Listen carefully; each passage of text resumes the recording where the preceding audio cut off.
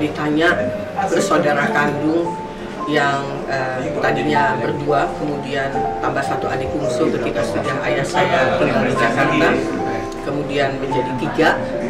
Perjalanan hidupnya ternyata salah satu dipanggil, rasanya patah hati selamanya. Patah hati itu artinya kalau bersaudara itu banyak cerita, baik yang segi emosinya, ada segi senang-senangnya gitu ya. Pokoknya rasanya pasti nano-nano. Tapi ya tetap bersaudara. Ada apa-apa dengan saudara itu mengiris perasaan saya dengan tidak adanya Marissa lagi sebagai anak nomor 1. Mau tidak mau kehidupan ini kan memang harus terus berjalan. Apa yang ada itulah yang akan dijaga.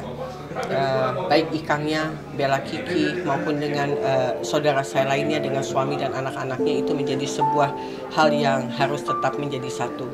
Karena berkeluarga itu bukan kita yang milih, tetapi memang kita punya tugas tertentu untuk memberikan contoh kepada orang lain atau masyarakat atau sebagai apapun gitu ya, misi hidupnya itu harus menjadi satu hal yang terus untuk dijalankan.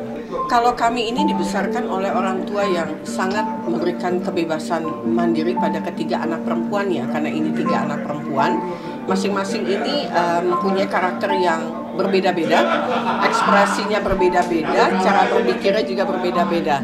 Jadi kakak adik itu mempunyai level yang sama. Siapapun bisa melakukan sesuai tanpa harus mendapatkan doktrin tertentu. Marissa oke sebagai kakak gitu ya, sebagai teman yang kadangkala perlu dikritisi juga gitu ya, tapi juga sebagai sosok yang dihadirkan sebagai adik, kadangkala belajar untuk menerima perbedaan itu, tapi tetaplah yang namanya bersaudara itu tidak bisa dipisahkan walaupun rasa tidak setuju atau setuju yang memang terjadi dalam proses kehidupan. Saudara tetap saudara.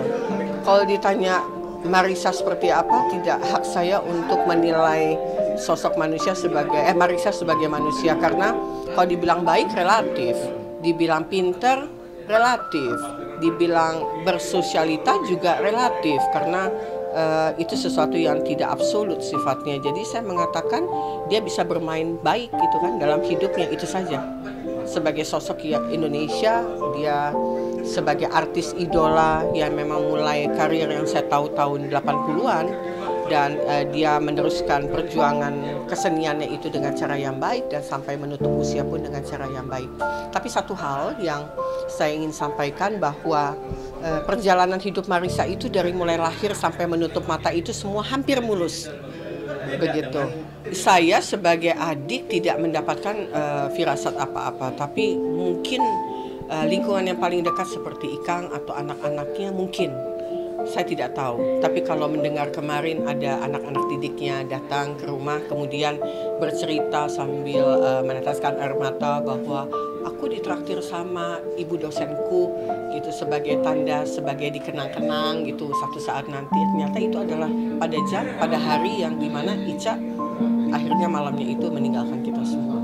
Itu tandanya. Atau anaknya misalnya dikatakan ada patah gigi begitu ya, yang mungkin itu yang diucapkan tapi sambil lalu. Kadang-kala kan kita sebagai manusia yang tidak terfokus ke arah sana kan suka mengabaikan ya tanda-tanda yang seperti itu. Buat Ica tersayang, kakak saya yang menemani hidup saya cukup panjang sampai usia hampir 60 ini, semoga Ica sudah selesai dengan semua urusan duniawi, telah bisa beristirahat dengan tenang, semuanya akan baik-baik saja. Ikang, anak-anak, itu kan ayah Eki, dari Didi Bebe, kemudian ada Nas Gilang dengan Pru Syarbike, bisa lebih mendekat lagi, lebih sering ketemu, lebih bisa membuat sesuatu ini berjalan sebagaimana mestinya sebagai sebuah keluarga.